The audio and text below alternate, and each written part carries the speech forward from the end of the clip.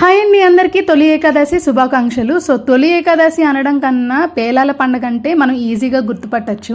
చిన్నప్పుడు స్కూల్కి వెళ్ళి వచ్చేసరికి మా అమ్మ ప్రసాదం తిను అని పెడితే ఇదేదో బాగుంది రోజు చేయొచ్చు అని అడిగేదాన్ని. నేను ముందు రోజు నైట్ తులసాకులు తీసుకొచ్చి ఇలా మాలలాగా కట్టేశాను. నెక్స్ట్ డే మార్నింగ్ కి పూజ తొందరగా అయిపోతుందని చెప్పి. హిందూస్ కి ఫస్ట్ వచ్చే ఫెస్టివల్ ఇదేనంట. నాకు కూడా ప్రాపర్ గా తెలీదు, ఈ మధ్య కొన్ని విషయాలు తెలుసుకుంటూ ఉన్నాను. మా చిన్నప్పుడు అమ్మ అయితే ఈ పేలాల ప్రసాదాన్ని రోట్లో వేసి మెత్తగా దంచి పొడిలాగా చేసేది. సో ఇప్పుడైతే మనకు అవన్నీ కష్టం, మిక్సీ జార్ లో వేసి చేసేస్తున్నాను. ఇంకా పూజ దగ్గరికి వస్తే నా దగ్గర వెంకటేశ్వర స్వామి ఫోటో అయితే లేదు. మేము ఎక్కువగా ట్రాన్స్ఫర్లు అవుతూ ఉంటాం కదా, ఫోటోలు కూడా చాలా లిమిటెడ్ గా ఉంటాయి.